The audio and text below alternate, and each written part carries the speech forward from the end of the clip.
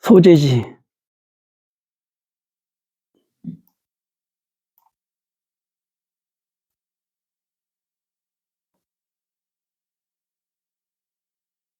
매각 결과는 13건밖에 안 되고, 이 중에서 또 그 낙찰된 것은 몇 개 안 됩니다. 그런데 다음 주에 나온 아파트는 14건이가 나와요. 아파트만. 아파트 굉장히 많이 나옵니다. 저렴한 아파트부터 좀 비싼 아파트까지 다 나와요.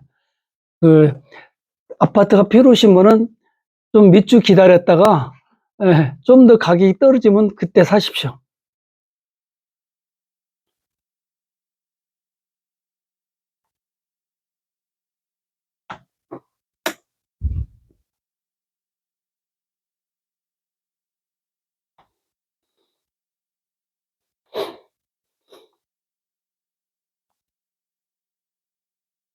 이거 하나 매각됐는데, 이것은 도로입니다. 도로. 도로는 특수한 지목이고, 도로하고 하천. 그 하천은 원칙적으로 전부 다가 국유가 원칙입니다. 예외적으로 개인 소유 하천이 예외적으로 존재해요. 그런데 도로는 사도도 있고 관습도로도 있고 또 국가 소유의 도로도 있고 아주 종류가 다양하고 그 여러 가지 경우수가 발생해요. 그래서 그다음에 이 지목이 도로이기 때문에 도로 용도밖에 사용하지 못합니다. 그 지목이 하천인 경우는 하천으로밖에 사용하지 못해요. 이것을 만약에 지목 변경을 하려면은 그 도로 하천은 폐기 수선을 더 밟아야 돼요. 담당 그 주무관청에서 가서 폐기 확인을 해야 됩니다. 그 한 단계를 더 거쳐서 다른 지목으로 변경할 수 있어요.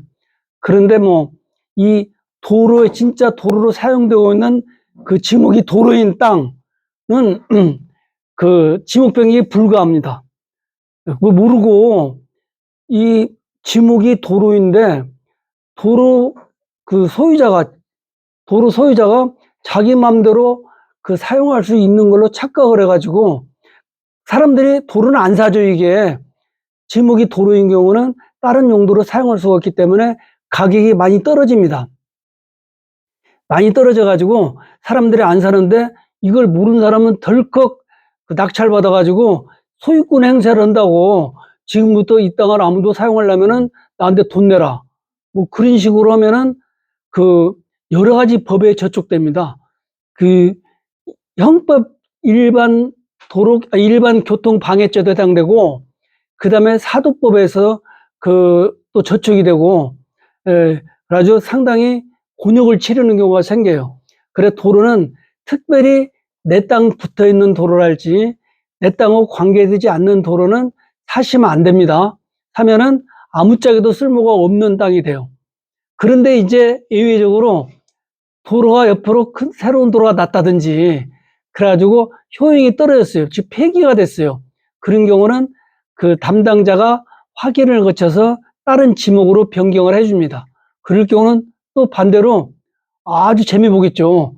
아무도 안 사는데 내가 사면은 싼 가격에 사가지고 그 많은 이득을 보겠죠. 예외적으로 이런 게 있을 뿐이지 일반적인 것은 아니다. 그래서 조심하셔야 됩니다. 이것은 그 공유 주식회사 신평 지분 108분의 9가 경매로 나왔는데 이 파는 사람은 아무 쓸모없는 땅 얼마라도 받으면 좋을 거 아니에요. 그래서 그냥 경매로 나온 것입니다. 이게 감정가격이 76만 원인데 그 두 번 유찰돼 가지고 그 37만 원으로 떨어졌어요. 근데 어떤 분이 38만 원 주고 사가셨습니다. 왜 사갔는가는 이 사신 분, 이 사람만 알죠. 우리는 모르겠죠. 그 다음에 이것도 매각됐는데 이것은 그 탕정에 있는 임야 그 9,028평방미터. 근데 감정가격이 49억. 그래, 일반 임야가 아니라는 걸 알 수 있죠.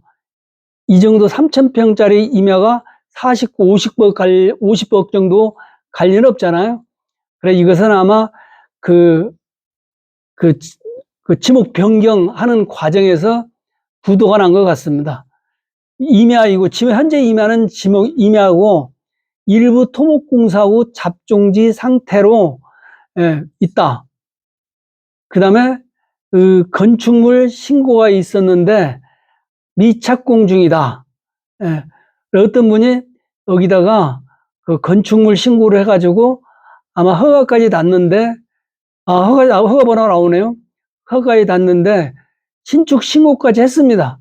그런데 부도 나가지고 공사를 못 하고 있는 상태라고 보면 됩니다. 그 다음에 그 사건 번호가 두 개가 되어 있는데 2023, 2023년도에 접수된 타경 경매 사건으로서 3,246번째 사건이다. 뜻이고 또 한 분이 경매 시작 또 했어요. 이것은 2024년도 타경 2455 번호입니다. 지금 이 한 물건에 경매 압류가 2건이 걸려 있습니다. 이것은 왜 하나만 하면 되지 2개를 했느냐. 이것은 전문가 냄새가 나는 그런 행위입니다. 이 첫 번째 경매 압류를 했어요. 근데 두 번째 또 압류를 했네요. 이 두 번째 사람은 압류를 안 해버리면은 확정 판결을 받고도 압류를 안 해버리면은 이 사람은 그 일반 채권자가 돼가지고 배당받을 때 제일 꼴순위가 돼요. 안분을 해요. 그런데 만약에 법원에 확정 판결을 받아가지고 그 강제 집행할 수 있는 그런 채권이 됐을 경우에 가차 없이 제일 빠른 시일 내에 그 경매 신청을 하면은 이것은 일반 채권의 효력이 있는 게 아니라 그 등기 효력이 부여받아가지고 등기 부분에 나와 있는 순서대로 배당받는 거죠. 네. 그래서 일반 채권으로서 그 행동을 하는 게 아니라 압류 채권으로서 행동을 하기 때문에 그걸 아니까 경매 시작을 한 거예요. 굉장히 그 현명한 사람입니다. 누가 이 땅을 28억 1,111만 1,000원 주고 사가셨습니다. 네. 그래 돈 번다는 얘기가 이것은 지금 감정가격이 50억이다. 그러면은 실제 시세는 정확한 파악은 이보다 훨씬 높겠죠. 왜 그러냐면 이 임야랄지 전답이랄지 이런 것들은 자주 팔고 사는 물건이 아니기 때문에 감정을 때 가격을 어떻게 매기냐면은 공시 가격에다가 전분기 그 지역의 토지 변동률을 감안해서 그 가격 결정을 합니다. 네, 감정 가격을. 그래서 이런 경우는 50억이라면 실제 시세는 가서 확인해 봐야 되지만은 50보다 훨씬 넘어요. 그리고 어떤 분이 28억 주고 샀네요. 그러면은 만약에 이걸 개발을 해가지고 땅 주인이 나타났다. 원래 사고 싶은 분이 나타나 그분한테 팔았다. 그러면 얼마가 남겠어요, 이게. 무지막지하게 남는 거죠. 예. 그래 돈 버는 거예요. 그래도 우리 서민들은 이거 50억이 더 들어갈 텐데 50억이 있어요? 없잖아요. 예. 그래서 그 좀 많은 이윤을 남길 수 있는 그런 덩치가 큰 땅들은 큰 손들이 가지고 놉니다. 그래 우리 개미들이 열심히 일해봐야 그 황새가 한 발자국 떼면은 그냥 뭐 우리 수천 발 뛰는 것보다 훨씬 더 멀리 가는 거죠. 어디 어떤 물건이 한번 볼까요? 당사자가 어떤 분이 아직도 이 뭐냐 이게 미종국 종국이 뭐고 미종국이 뭐냐 물어보시는데요. 이건 한자입니다. 한자. 이게 그 우리 민법이나 민사법은 대부분이 계수법입니다. 그 로마 시대 때 만든 법을 독일, 일본을 거쳐서, 독일, 프랑스를 거쳐서 일본으로 가가지고 우리가 일본에서 받아들인 거죠. 예. 그렇기 때문에 전부 다 한자를 쓰고 있습니다. 한자. 일본 사람들이 번역할 때 전부 다 그 히라카나나 가나카나 번역 못해요. 전부 다가 그 한문으로 번역합니다. 그래 아시아에서 그 한문 문화권에서 중국어를 한문을 벗어나는 나라가 딱 한 나라밖에 없어요. 우리나라. 네, 다른 나라는 아직도 거의 중국어 한문을 쓰고 있습니다. 선진국들은. 일본 한문 안 쓰면은 말이 안 통해요. 일본은. 그 다음에 그 중국 말이 안 통합니다. 중국은 지네 나라에서도 TV 보면은요, 밑에 자막이 달려요. 그 중국 중국 문화권이 그 위에 지방하고 밑에 지방하고 몇 개가 있나 봐요. 그래 말이 틀린가 봐요. 그래 자막이 달려요. 지네 나라 그 화면인데 그 정도로 말이 안 통합니다. 그 다음에 컴퓨터로 바꿀 때도요, 한자 쓰려면은 띄워가지고 찾아가지고 또 변형을 해야 돼요. 일본도 그럽니다. 근데 우리 한국은 그냥 젊은 애들 한 손으로 다다닥 치잖아요. 네. 그래서 보통 우리나라 사람들이 그 다른 나라보다 굉장히 빨리 발전한 이유 중에 하나가 그거라고 그래요. 그 다른 나라들은 단어인이라고 자기 생애에 몇십 년을 소비한답니다. 그래야 유식은 소리 들으니까 단어 외우고 한자 공부하고 죽을 때까지. 예, 일본도 한자 공부하고 뭐. 예, 그런데 우리나라 사람은 벌써 국민학교 졸업은 단어 공부한 사람 봤어요? 그 시간에 뭐 돼요? 어린애들은 컴퓨터 가지고 놀고, 예, 어른들은 게임 가지고 놀고, 예, 뭐 전부 다 그러고 있죠. 그 시간에 더 생각할 수 있는 시간이 많다 이 말이죠. 그러고 우리나라가 굉장히 발전되어 있습니다. 이 미종국은 종국이 아니다 이 뜻이에요. 미종국. 그 다음에 당사자 내역에 채권자, 채무자, 근저당권자, 지상권자, 가처분권자. 예, 그 이상한 것들은 다 있네요. 채권자, 소유자, 근저당권자, 교부권자, 가처분권자. 이건 아까 그분이 이걸 왜 샀는가 모르겠지만은 그 사람은 한마디로 그 노름을 했습니다. 이 지상권은 근저당권 설정할 때 같이 설정했습니다. 뭐 이렇게 몇 번 말씀드린 것 같은데 그 저당권자가 놀고 있는 토지에 그 전대장을 설정할 때 지상권을 같이 설정합니다. 왜 그러면 자기 저당권을 같이 하락을 막기 위해서 지상권을 같이 설정해요. 그렇게 하는 이유는 이 땅 위에다가 저당권만 설정하면은 땅 주인이 그 땅을 다른 사람에게 빌려줄 수도 있고, 그 다음에 자기가 건물 질 수도 있고, 다른 사람이 건물 질 수도 있어요. 근저당권자가 허락 없이.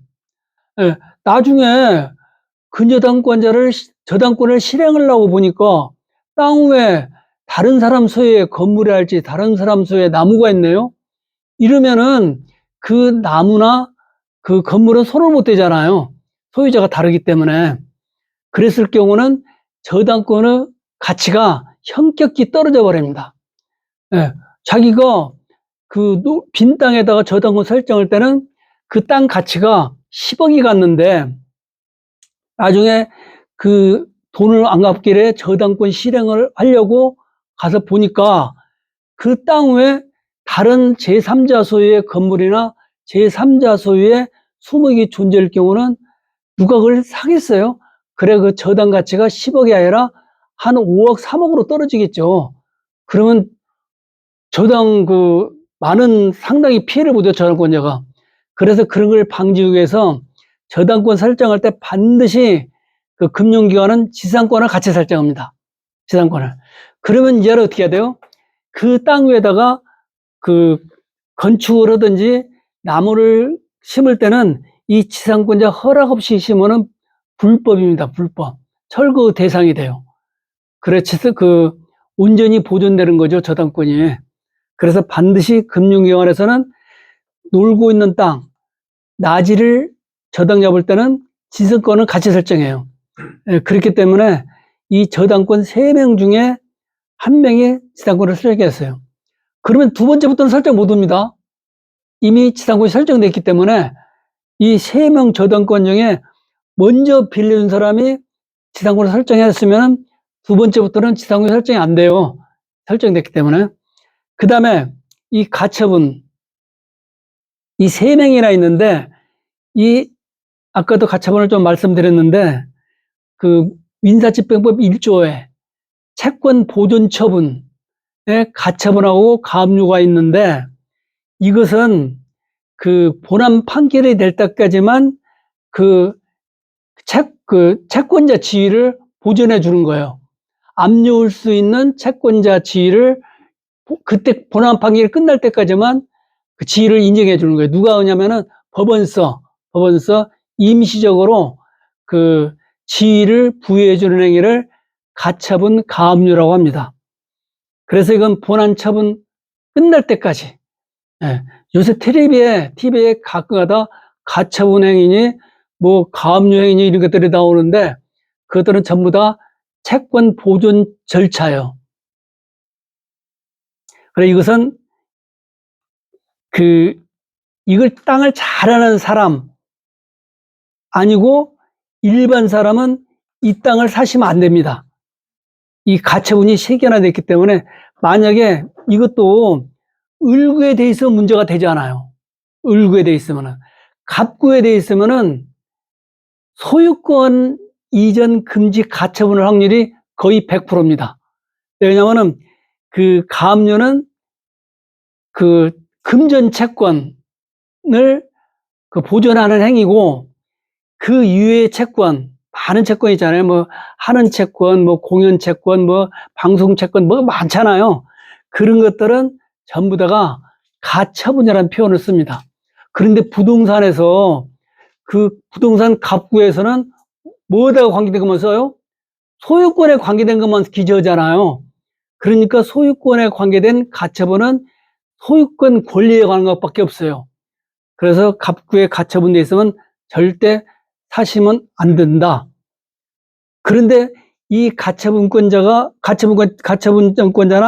가압류권자는요, 법원에서 받아줬다는 것은 허무맹랑한 것이 아니고 충분한 일리가 있다. 타당성이 있다. 그렇기 때문에 받아준 거예요. 그래서 우리 일반인은 절대 사면 안 됩니다. 그래, 이것들은 사신 분은 좀 안 좋은 소리지만은 이분은 지금 28억 1111만 1,000원, 이 1,000원까지 썼다는 얘기는 법인이 아니고 개인이라는 뜻이에요. 예. 법인 같으면 이렇게 안 써요. 법인 같으면 그냥 28억, 뭐 29억 이렇게 잘라 쓰지 쪼잔하게 1,000원까지 쓰지 않습니다. 아, 이 사람들 미안한데 혹시 들으면은 뭐 내가 쪼잔하다고? 예.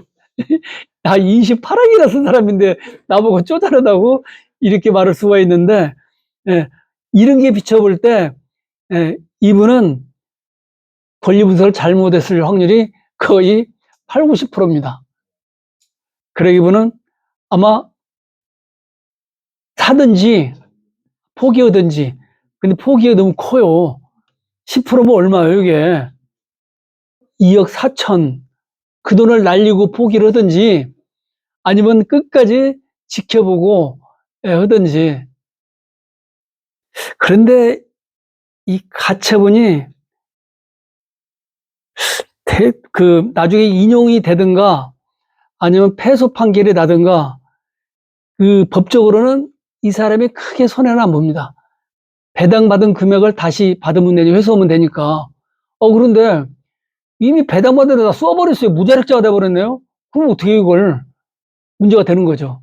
그래서 우리 일반인, 아주 힘들게 돈을 모으신 우리 일반인들은 이런 가처분이라는 게 갑구에 돼 있으면은 쳐다보지도 마셔야 됩니다.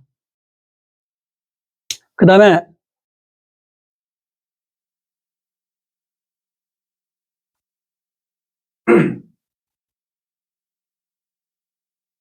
유찰.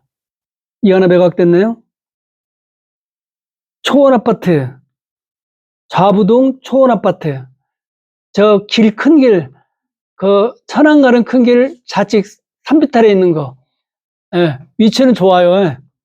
위치는 좋은데 문제는 이거 오래된 아파트입니다. 이게 한 30년 넘었을 거야 아마. 예.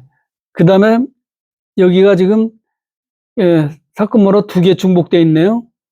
원익도 말씀드린 것처럼 중복은 경매 신청한 사람마다 독립된 사건번호를 부여했어요. 그 뜻이고 여기 또 중복하고 다른 말이 써지는 경우는 병합이란 말을 써요. 병합이란 말은 그 사건 하나에 여러 사람이 들어 있습니다. 예, 그런 경우죠.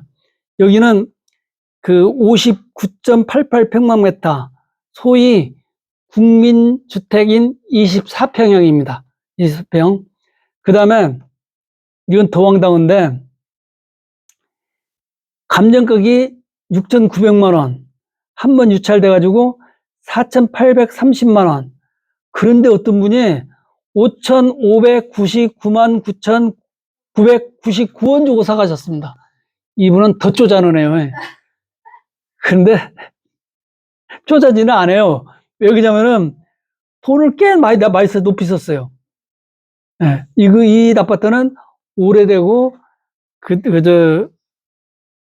또 1층이고, 그래서 또 유찰되거나, 이보다 이 가격 좀 높은 가격이면 충분히 샀을 수 있는데, 5,500이나 써냈습니다. 그런데 이게 9,999, 뭐야, 이게. 99만 9,999원 쓰신 분들이 수도권에도 가까다 나오고, 천안도 가까다 나오고, 지방에도 가까다 나옵니다. 그래, 우리가 우스갯소리로 혹시 중국분이 아닌가, 이런 추측도 그래요. 이건 중국이 구자를 굉장히 좋아한답니다. 예, 한자가 동음이언가 그런 게 있대요. 팔자를. 예, 구자라 팔자를 좋아한답니다. 구자가 부자하고 무슨 관계된 숫자랍니다, 이게. 그래, 좋아한다고 그래요. 하여튼, 이걸 왜 썼나가는 본인밖에 모르죠. 본인한테 물어보면 알려주겠어요? 씩 웃고 말겠죠. 저렇게 쓰려면 차라리 5,601원 이렇게 쓰는 게 낫잖아요. 그러면 누가 5,602원 쓰시면 어떻게 하려고요? 아니 9보다는 1이 나은 거 아니에요? 2보다는 또 3이 낫잖아요. 높잖아요. 예.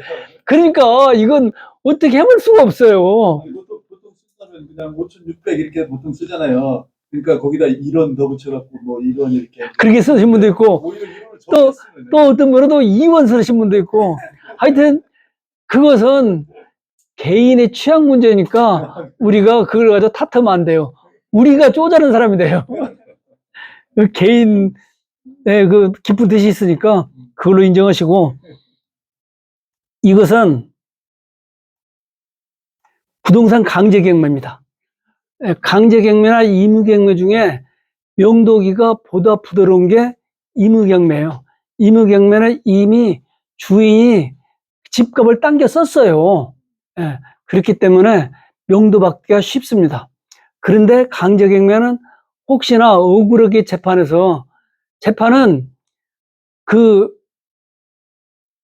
정의 구현한 곳이 아닙니다.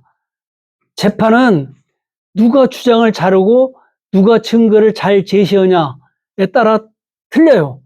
이번에 노소영 재판 사건 보시면 아시다시피 1심하고 2심이 완전 거꾸리잖아요. 1심에서는 최태원 씨가 완전 이겼어요. 근데 2심에서는 완전히 또 뒤집어져가지고 노소영 씨가 이겼잖아요. 그 재판은 정의 구현 문제도 아니고 옳은 정의로운 사람이 이긴 것도 아니에요. 누가 증인 증거를 잘 제시하느냐에 따라서 달라져요. 그래서 변호사 역할이 무진장이 중요합니다. 그런데 만약에 이 진 사람이 억울하게 졌다. 예, 변호사를 고용 안 했다든가, 그 다음에 그 변호사가 변론을 부실하겠다든가, 예, 그래서 나는 분명히 내가 이겨야 되는데도 졌다. 이런 경우가 있을 수가 있잖아요. 그런 경우는 집을 안 비켜주겠죠, 잘. 예, 그럴 경우는 좀 애를 먹죠. 그리고 실제로 그런 집에 명도 받으면서 속이 좀 안 좋을 수도 있고, 찝찝할 수도 있고요. 당사자를 보시면은 이 조그만 아파트에 당사자가 무지 많네요. 채권자, 소유자, 근저당권자, 가압류권자, 가압류권자, 교부권자, 이건 국가기관입니다. 교부권자는 배당 요구권자, 배당 요구권자는 일반 채권자가 아니에요. 채권자 중에서 주택임대차 보호법에 요건이 갖춰졌거나 아니면 확정 판결을 받았거나 아니면 차용증서를 공증문서를 가지고 있거나 즉 공증을 받았거나 그 다음에 인도명령 결정을 받았거나 이런 사람만 배당 요구를 할 수 있습니다. 일반 차용증을 가지고 있는 채권자는 배당 요구를 할 수 없어요.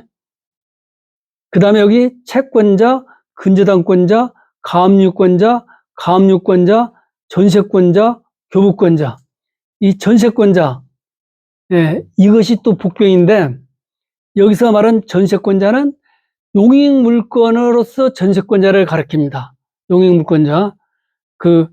우리 다음 주쯤이나 할 텐데 물권, 우리 민법에 8가지 물권 나오는데 뒤에 8가지 물권이, 이 물권이라는 게 점유권, 민법 나온 순서대로 말씀드리면은 점유권, 소유권, 지상권, 지역권, 전세권, 유치권, 질권, 저당권을 8가지가 나옵니다. 민법에.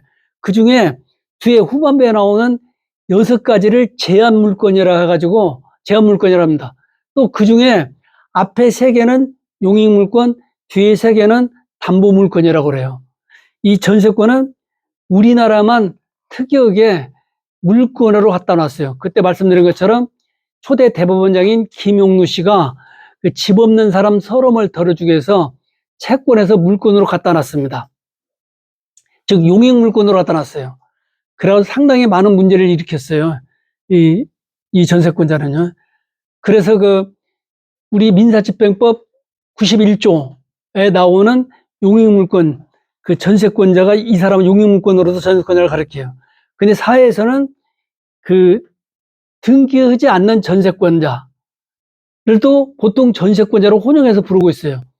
그런데 민법에서는 그 사람은 전세권자가 아니고 그냥 임차권자입니다. 그러면 여기 말은 등기된 전세권자는 전세금이라 부르고 등기하지 않은 전세권자는 전세금을 뭘로 부르냐면 보증금이라고 부릅니다. 보증금. 그래 이 전세권자는 민사집행법 91조에 따라서 만약에 1순위다 이 사람이 그런 경우는 임의경매에서는 못 받는 경우가 없습니다. 왜 그러냐면은 이 사람이 1순위인 경우는 두 번째 저당권자가 경매 시청에 쓸 거 아니에요? 그러면은 이 사람이 받을 돈이 없으면 당연히 그 사람도 받을 돈이 없잖아요. 그러면은 경매가 취하돼 버립니다. 잉여주의, 즉 의미 없는 경매로 간주돼서 경매가 취하돼 버려요. 네. 그리고 그런데 문제는 이제 이전세권자가 아니라 나중에 주택임대차 보호법 중에 우리하고 관계된 부분을 할 텐데 그게 나와 있는 8조든가 거기에 보면은 8조인가요? 네, 거기에 보면은 8조 2든가 제가 조문을 깜빡깜빡합니다. 거기에 보면은 경매가 이루어지는 경우에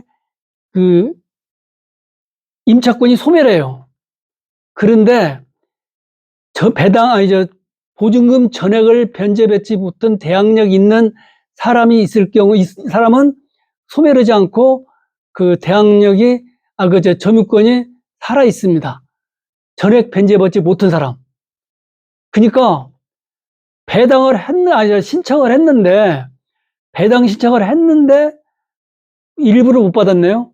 그것은 못 받은 금액만큼 그 조문에 의해서 그 경락인이 인수를 합니다. 인수를 해요. 예. 그래서 지금 이것은 저당권 실행이 아니라 강제 경매이기 때문에 이 전세권자보다 먼저 앞선 사람이 경매 신청할 수 있어요. 특별법으로 보호되는 것들이요. 예전에는 그 1순위, 배당받을 때 1순위가 누구냐면은 당해세. 당해세는 그 부동산에 부과된 세금을 당해세라고 합니다. 그런데 2003년 4월 달부터가 일부 법이 바뀌어가지고 당해세도 1순위가 아니에요. 임차인 전입신고일하고 당해세 발급인가요?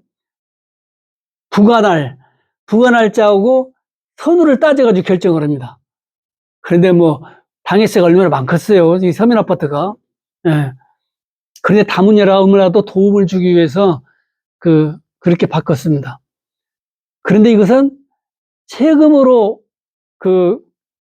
경매 압류할 때는 법원으로 들어온 게 아니라 공매로 가요. 예, 공매로 가요. 그런데 또 1순위 된 게 근로기준법에 3년치 퇴직금, 3개월치 임금. 예, 그것들이 또 1순위가 들어갑니다. 1순위가 들어가요. 그렇기 때문에 지금 이 권리관계를 어떻게 됐는가 정확히 모르겠고, 하여튼 전세권자가 살아있다. 그 말은 경매가 진행 중이다. 그 말은 이 전세권자보다 먼저인 사람이 있다. 그 뜻입니다. 그 다음에 모르죠, 이 전세권자가 또 1순위가 아니고 2순위일 수도 있습니다. 이것은 2순위는 경매 진행해요. 왜냐면은 1순위가 경매 신청해버렸으니까 진행할 수도 있습니다. 그래서 아파트는 기본적으로 전입세대 열람원과 등기상 전부증명서를 발급받아가지고 면밀히 분석을 해야만이 정확히 알 수가 있습니다.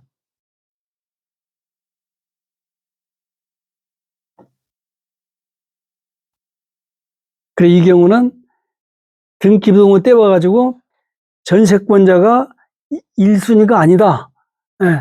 말소기준권리 뒤에 있다. 그러면 사셔도 됩니다. 사셔도 아무 문제가 되잖아요.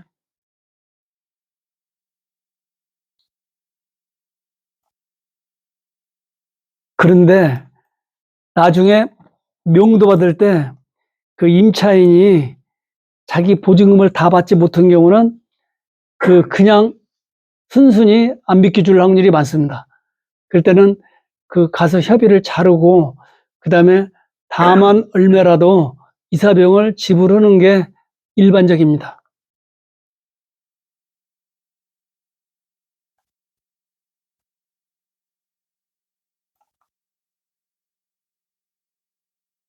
이것도 하나 매각됐네요. 아파트. 예. 다음 주에는 아파트가 꽤 많이 나옵니다. 쓸만한 것들이. 그런데 이번 주는 아파트가 몇 채 안 나왔는데 그 중에서 대충 이제는 공식이 다 있지 않아요? 아파트 신가는 안 팔린다. 즉 유찰된다. 그 다음에 아파트가 건축일이 한 10년 안짝이다. 그러면은 이 금액이 평당 1,000만 원 정도 친다. 그 다음에 20년 된다. 그러면은 한 600만 원 좀 떨어져요. 그 다음에 30년이 넘었다. 그럼 많이 떨어져요. 예, 그렇게 쭉 돼가니까 여러분도 아파트 마음에 든 게 나오시면은 그 꼭 한번 유찰된 걸 보시고 그 다음에 층수가 좋고 그 다음에 그 전망도 좋고 방향도 좋다. 그러면은 가격을 쓸 때 위쪽에 가까운 쪽으로 가격을 쓰셔야 돼요. 두 개 나눠가지고 나눠서 2분의 1 나눠가지고 그 위쪽에 가까운 쪽으로 써야 되고 집이 오래되고 안 좋다. 그럼 밑에 쪽으로 쓰시고 마음에 드는데 층수가 마음에 안 든다. 그 다음에 그 전망이 없다 앞에가.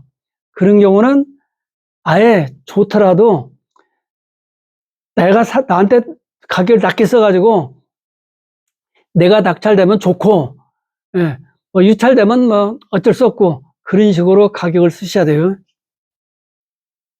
이것은 용화동 모아미래도 바로 앞에 있는 거예요.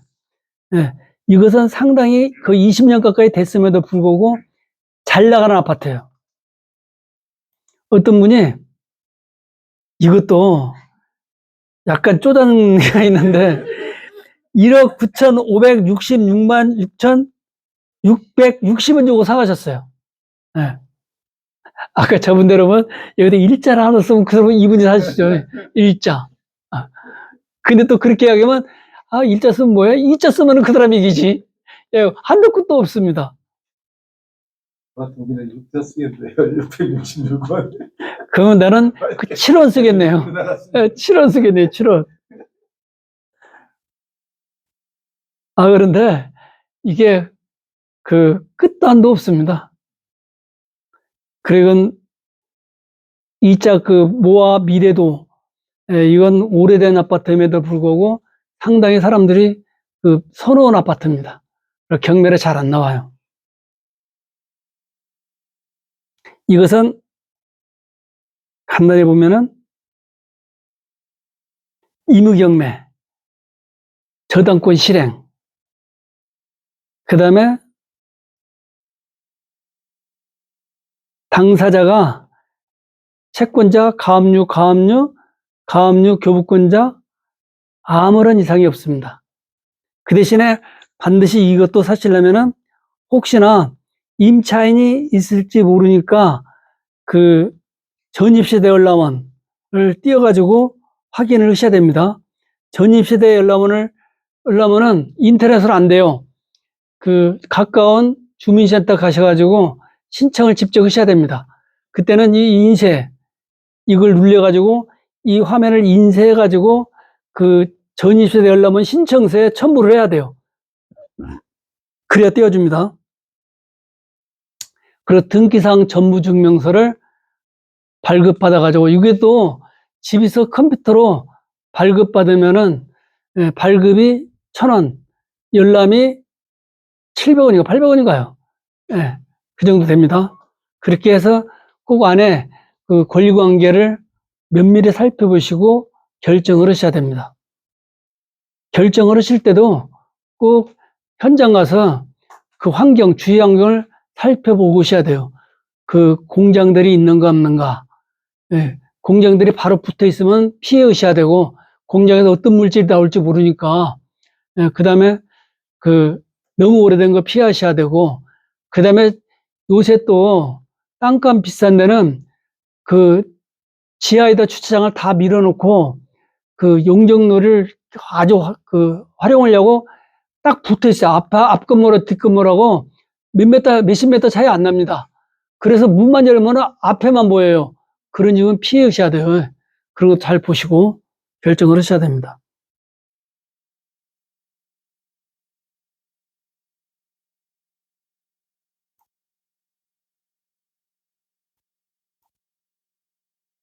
다 유찰. 그 다음에 빨리 한 2, 30분 동안 그 지목을 한번 보겠습니다.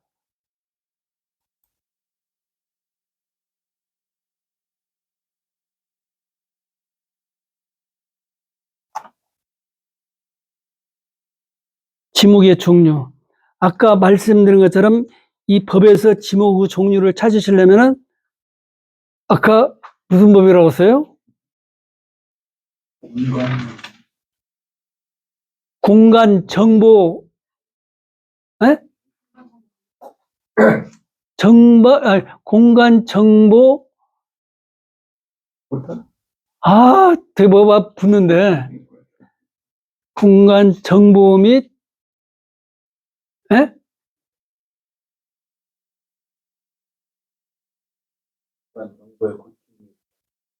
다시요. 공간 정보의 구축 및 관리 등에 구축이 들어가네요. 구축 및 관리 등에 관한 법률. 그 50, 아니, 67조에 이름만 나오고, 이렇게 설명은 그 시행령, 아까 몇 조라서 57조인가요? 56조가. 거기에 자세히 설명이 나옵니다.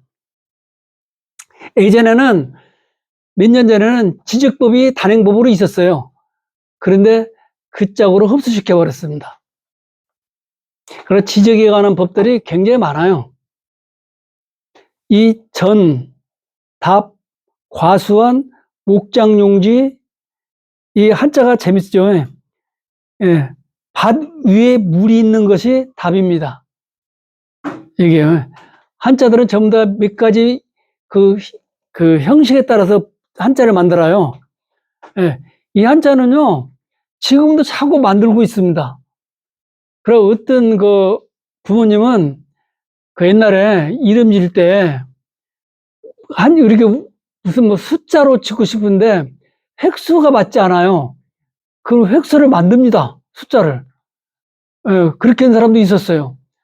이 한자는 이거 현대로 볼 때는 아무 의미 없는 무의미한 그런 글자입니다. 이건 죽을 때까지 공부해도 다 못해요. 한자는요. 답, 논답자라고 그래요. 과수원, 목장용지, 초지법에 의한 초지 하나가 빠졌는데 그 초지까지가 지목에는 안 들어갑니다. 그까지가 농지에 들어갑니다. 농지는 그 경자 유전의 원칙에 따라서 원칙적으로 농사 진 사람만 농지를 소유하게끔 되어 있는데 예외적으로 그 농사를 짓지 않는 사람이랄지 그 다음에 법인도 예외적으로 가질 수 있어요. 예외적으로. 그 농지법에 예외가 광범위하게 나옵니다. 상속받았든지 주말농장이랄지 그 다음에 그 법인 중에서 그 씨앗과 관계, 종묘와 관계된 법인, 그 다음에 학교도 그 농대, 농고 이런 데는 예외적으로 농지를 가져올 수 있습니다. 그 다음에 그 권리 능력이 없는 단체, 종중, 운중 이런 데도 그 명부를 작성하고 대표자를 뽑아서 법원에 등록을 하면은 그 등기를 할 수가 있는데 거기도 역시 그 경자 유전의 원칙에 따라서 그 단체가 농사 질 수는 없잖아요. 그래서 그 사람들이 농지는 소유 못 합니다. 그 대신에 임야는 소유해요. 그래서 종중, 문중 그런 단체들이 그 임야는 가질 수 있어요. 그런데 논이나 밭은 못 가집니다. 그래서 그런데 임야는 값어치가 없기 때문에 그 묘 관련 사람이 그 임야 가지고는 못 하잖아요. 그래서 그 논이나 밭을 사가지고 그 관련 사람한테 그 소유권을 주면서 네가 여기서 나온 소출을 하고 그 다음에 그 묘는 네가 좀 관리해달라. 그리고 이제 속된 말로 우리가 묘직이라고 그랬죠. 산지기, 묘직이. 예. 예. 그래서 그 사람 앞으로 해놨습니다. 산지기, 묘직이 앞으로. 이 사람들은 천년 만년 가져도 민법 245조 점유묘 취득시효 대상이 되지 않습니다.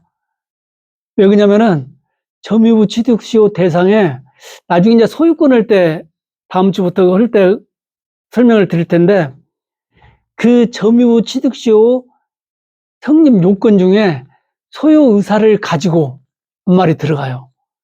이미 처음부터 소유 의사가 없었어요. 그래서 점유 취득시효 대상이 되지 않습니다. 그런데 가끔 가다가 후손들이 흐지부지 흩어지면은 그 묘직이 산직이 그 사람들이 그 부정조치 특별법이랄지 그 점유부 취득시효에서 소유권을 자기 앞으로 이전하는 경우가 생겨요. 예. 그럼 나중에 이제 그 법적 분쟁이 발생하겠죠. 그런데 자기 선산을 몇십 년 동안 조상 대대로 관리해 준 분이 그 땅 좀 소유권 해놨다고 그 사람을 상대로 법적 분쟁을 하겠어요? 인간적으로 못 하죠. 예, 그 대신에 우리 조상 그 묘나 좀 잘 관리해 주십시오. 뭐 이 정도로 끝나겠죠. 안 그러면 조상들이 땅속에서 노합니다. 이놈들 지네는 나 본능반동 해놓고는 나를 부모님 모시듯이 모신 산지기 묘지기한테 네가 시비를 걸어? 그 꿈속에 나타나가지고 아무래겠죠. 임야, 광천지, 아까 광천지 지하에서 온수, 약수, 석유류 등이 용출되는 용출구와 그 유지에 사용되는 부지를 말하는데 그 광업법에 의해서 그 다른 것들은 전부 다 광업권자의 소유예요. 그 금광, 금이나 붙였다. 무소유냐? 그 금광 소유권자의 소유입니다.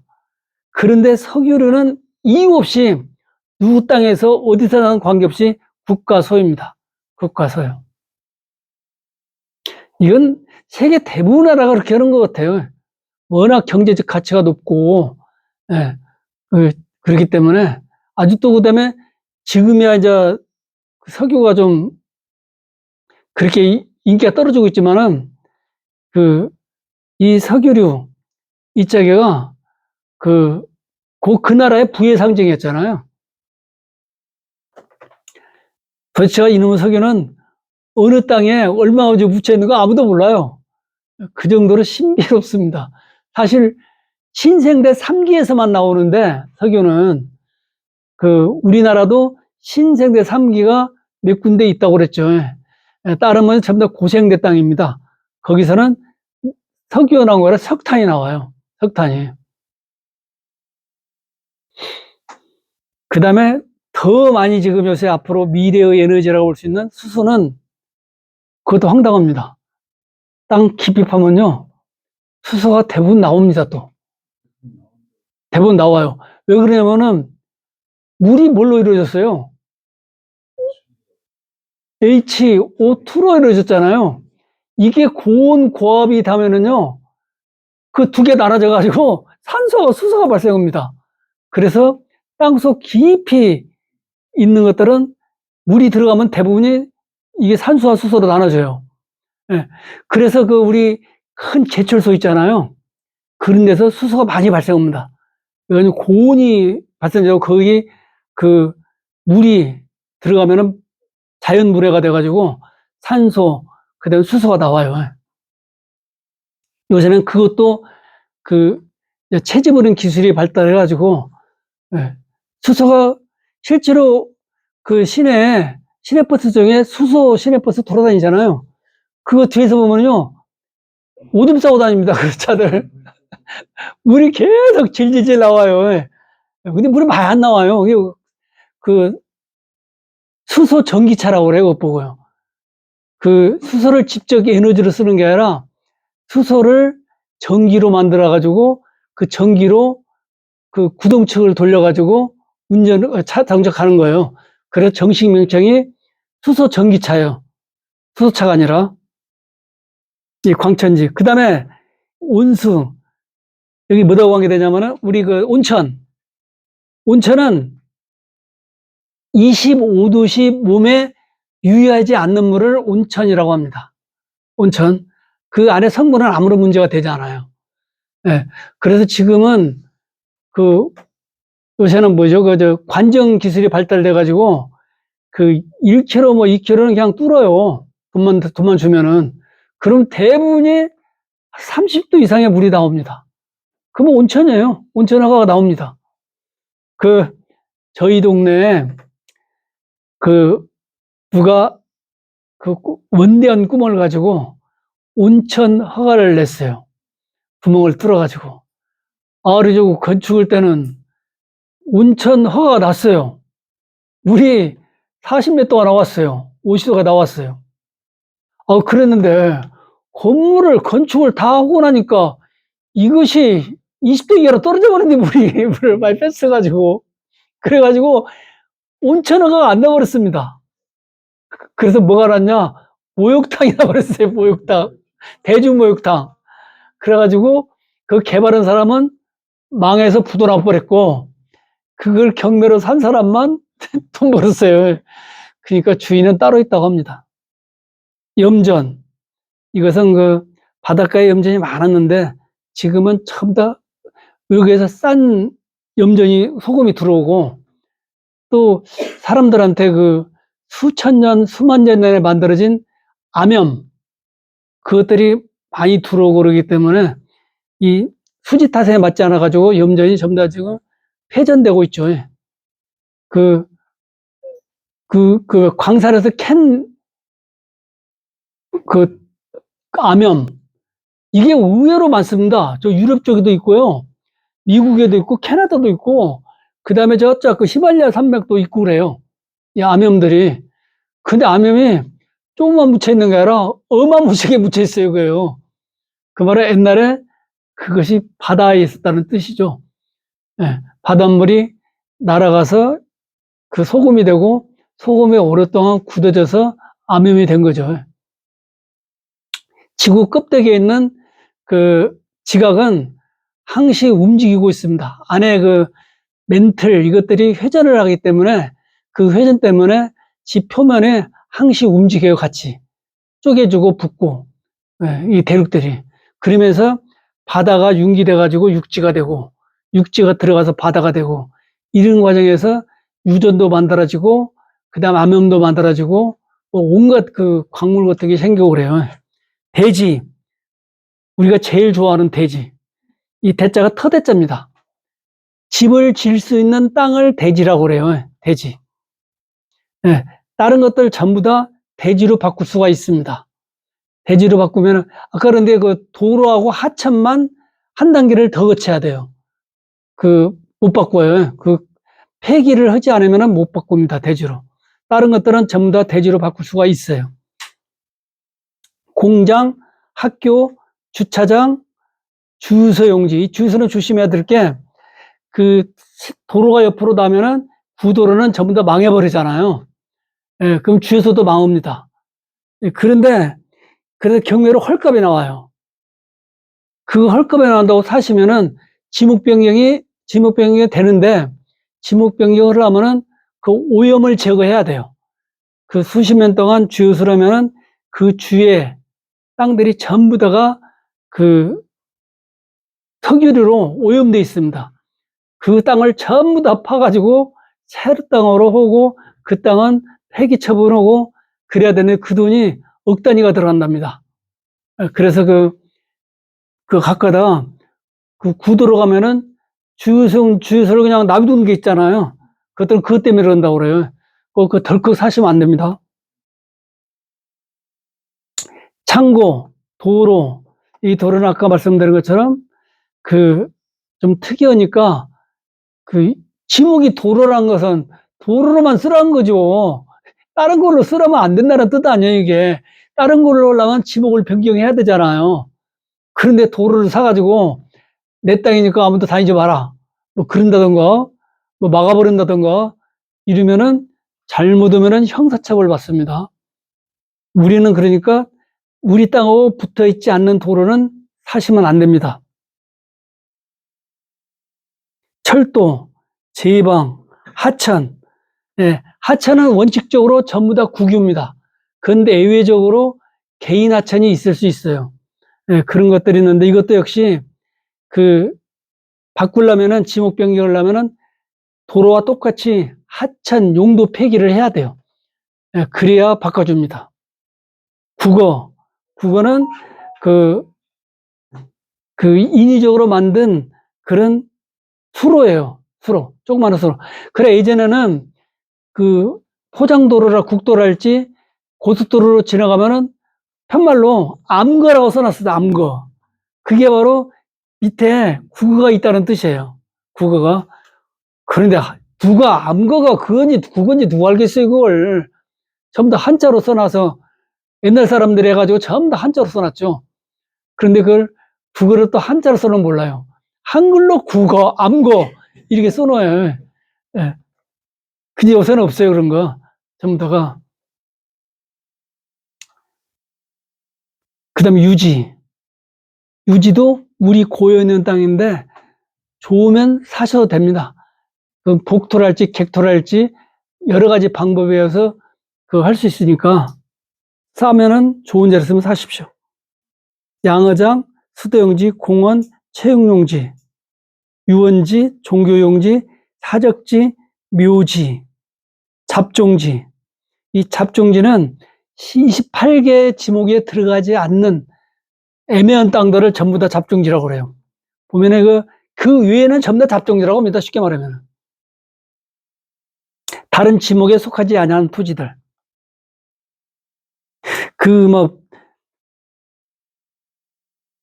영구적인 건축물 중 변전소, 송신소, 수신소, 송유시설, 도축장, 자동차 운전 이런 것도 전부 다 잡종지에 들어가는데 혹시나 전기하고 관계된 산하지, 고압선 밑에 있는 땅들, 그 동네가 옆으로 그 고압선이 지나간다.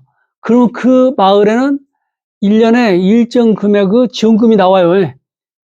지원금이 그런데 그 전기세를 감해주는 쪽으로 나오죠. 그래서 그런 땅도 괜찮습니다. 요새 전기료 올라가니까 만약에 이대로 가다면은 전기요금을 현실화시킨다. 전기요금 한 달에 꽤 많이 내야 됩니다. 일본이 그러잖아요, 지금. 일본이 전기가 국가 소유가 아니라 개인 소유입니다. 그래가지고 전기 회사가 많이 틀려요. 그래서 개인에선 돈 벌기 위해서 하는 거잖아요. 이익을 추구하기 위해서. 그래서 전기료가 우리나라보다 몇 배가 비싸요. 일본이. 그리고 일본이 또 재밌는 게 있어요. 여러 가지 단점 중에 하나가 그 전기료를 현실화, 이윤 창출하기 위해서 판다는 뜻도 있지만은 회사가 여러 개니까 통합을 못 시켜요. 그래가지고 지금도 일본은 콘센트가 110볼트예요. 우리 코끼리 코처럼 생겼어요. 우리나라처럼 이렇게 220을 승합 못 시킵니다. 왜 승합을 못 시키냐? 승합시키는 게 100번 낫죠. 전기도 절약되고 여러모로 좋은 점이 있습니다. 그런데 일본은 그걸 못한 이유가 회사가 다 틀리기 때문에 통합이 안 돼요. 그래서 지금도 승합을 못 하고 있어요. 우리나라 자꾸 너무 우리나라 자랑을 많이 해서 북봉주의자라고 생각을 시도 모르는데 우리나라는 순간적으로 22볼트 승합을 했어요. 왜요? 한전이 국가 소유이기 때문에 가능합니다. 가능해요. 전기도 절약되고, 그 다음에 전기 기구도 효율적이고, 안정적으로 전기가 공급되고, 여러모로 좋아요. 220볼트가요. 그 다음에 또 더 좋은 것도 있어요. 전선의 지중화를 우리나라는 국가 거기 때문에 거의 지금 다 했습니다. 시골 빼놓고 도심 지역은 전봇대 보기 힘들어요, 이제. 전부 땅으로 다 묻어요. 그런데 일본은 거의 못 묻었어요. 회사가 다 틀리기 때문에 안 돼요, 그것도. 예. 그래가지고, 우리나라는 도시는 아예 없어요. 이거 하늘에서 옛날에는 그렇게 많던 전봇대가 없어졌어요. 전부 다 땅에다 묻어서 그래요. 자, 지목병. 한때는 우리도 몇 년 전에 안전 민영화 얘기 나왔었죠. 그건 안 됩니다. 어차피 세금으로 보존하더라도, 예, 국가에서 운영을 해야 돼요. 전기, 수도, 그 다음에 또 가스 같은 거 몇 개 중요한 시설은 국가에서 운영을 해야 컨트롤이 가능해요. 컨트롤이. 그 다음에 국가에서는 돈이 모자라면 어차피 우리가 세금 낸 거니까 세금으로 좀씩 보존하면 되잖아요. 예. 그렇게 해서 그 공평하게끔 쓰게끔 그 대신에 이제 그 관리하는 사람이 지금은 막 지네끼리 막 무슨 뭐 성과급 파티도 하고 막 이러면 안 돼요. 예.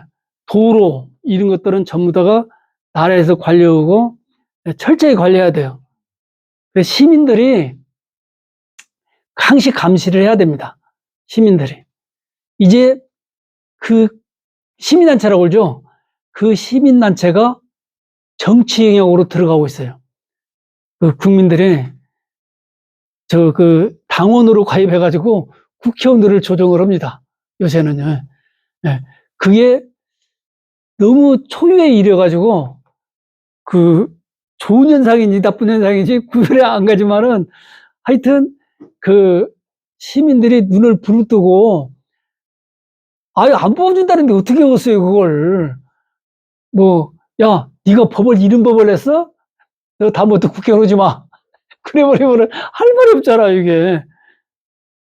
자, 그다음에 지목 변경, 형질 변경. 그 예를 들어서 노는 그 물 대는 데잖아요 밭에다가. 그걸 형질 변경한다. 절토, 성토, 포장 등 행위를 형질 변경이라고 그래요. 지목 변경은 아까 28가지 지목을 다른 걸로 변경하는 행위를 말하고, 그 중에서 이제 우리한테 제일 관심이 많은 농지를 바꿀 때 그 첫 번째 농지 전용 허가를 신청해야 돼요. 그 다음에 형질 변경하는 과정에서 농지 전용 분담금을 내야 됩니다. 그 다음에 대지로 바꾸려면은 거기다가 집을 재야 돼요. 그리고 사용 승인을 받고 또 그 지목 변경 신청을 해야 됩니다. 그러면은 그 농지는 지목 변경이 돼요. 까다롭잖아요. 그 이유는 아까 그런 이유가 농지 전용 분담금도 내야 되는 이유가 농지 전용 분담금을 받아서 다른 농지를 확보하려는 의도. 즉 돈을 많이 받아가지고 그 돈 가지고 간척 사업도 오고 그 다음에 그 농지 개간 그런 사업도 오고 또 그 농지 중에 절대 농지, 지금은 그것을 절대 농지 아니라 뭘로 바뀌었죠? 보존 농지인가?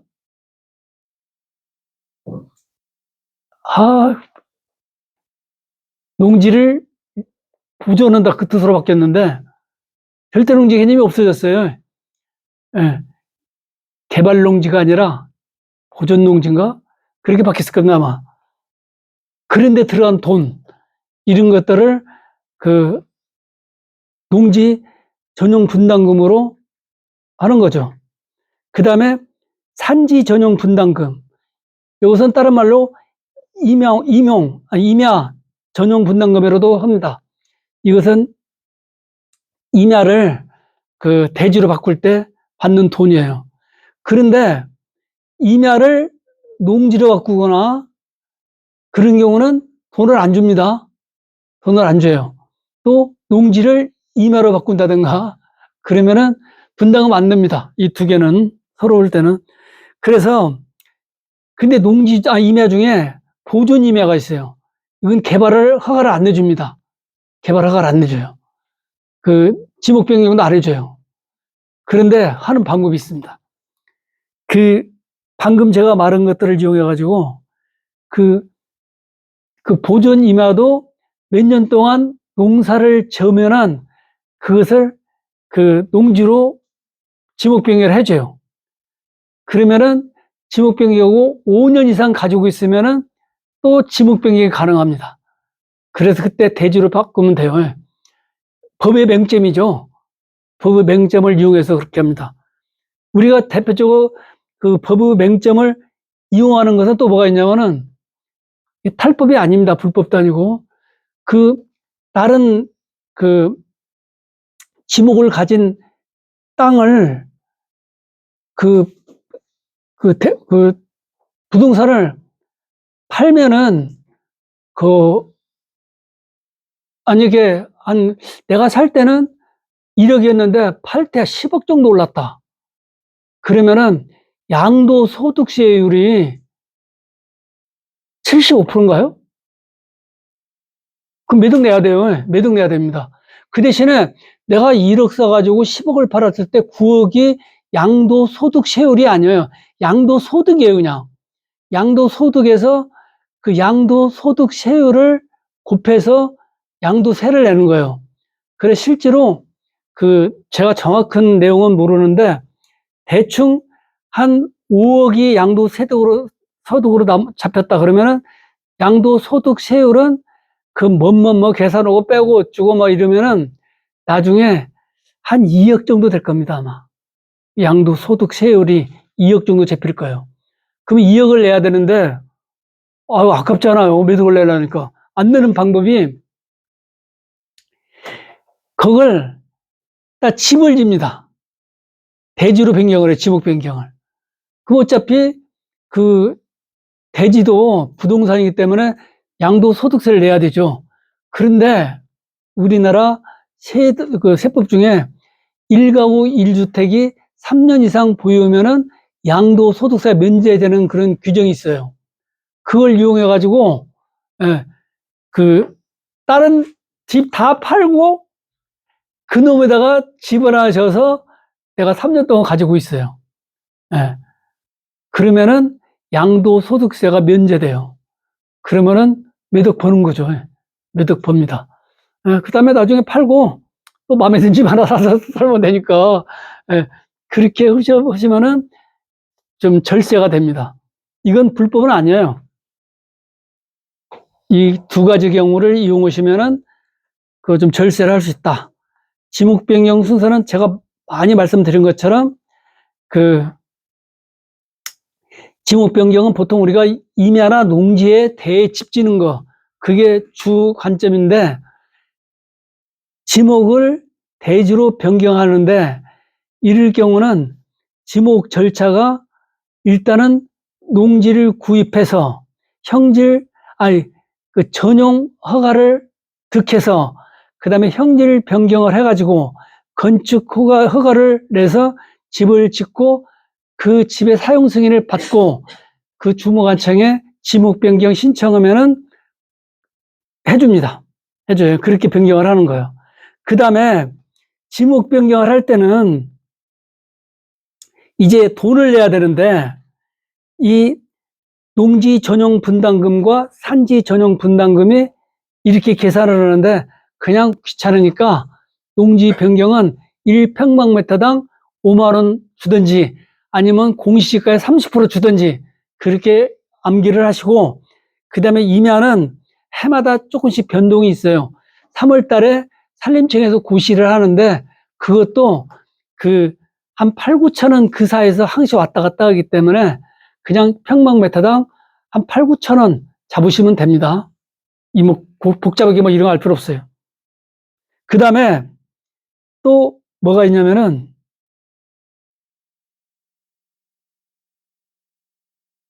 여기에 빠졌는데 개발이익 분담금이라는 게 있어요. 부담금. 개발이익 부담금이라는 게 있어요. 아니, 그 땅이 임야였는데, 농지였는데, 그때는 평당 20만 원, 30만 원인데, 대지로 바꾸니까 평당 150만 원 같다. 그럼 차이가 많이 나잖아요.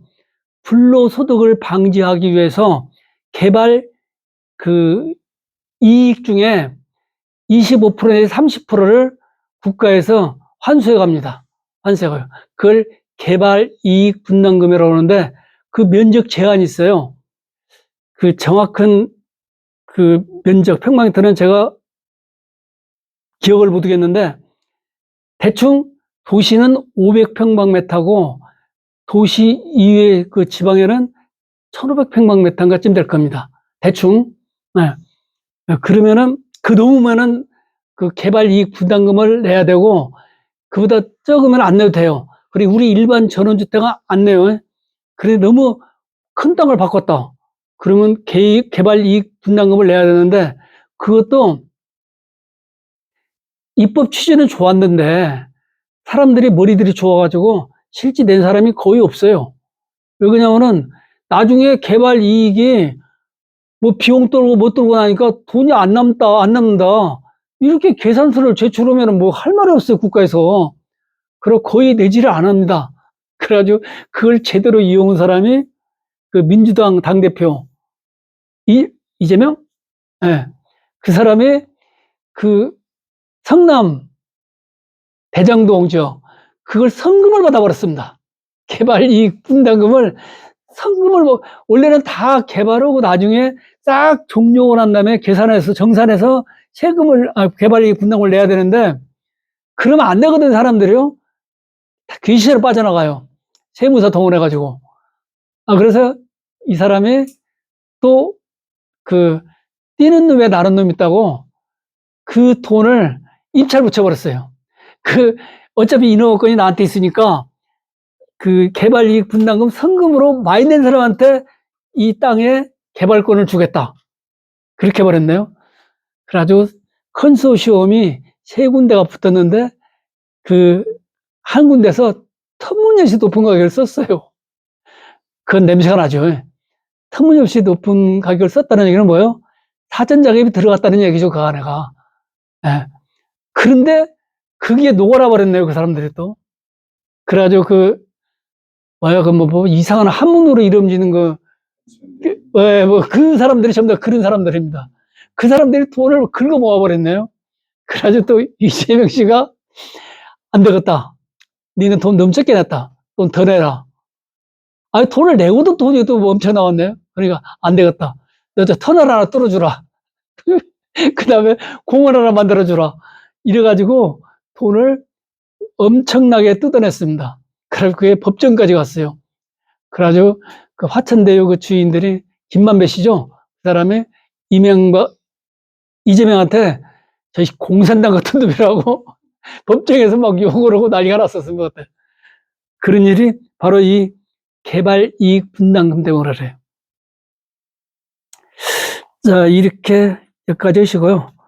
좀 쉬었다가 다음 주에 난 아파트를 빨리 한번 훑어보겠습니다. 잠깐만요. 출석 좀 부르고.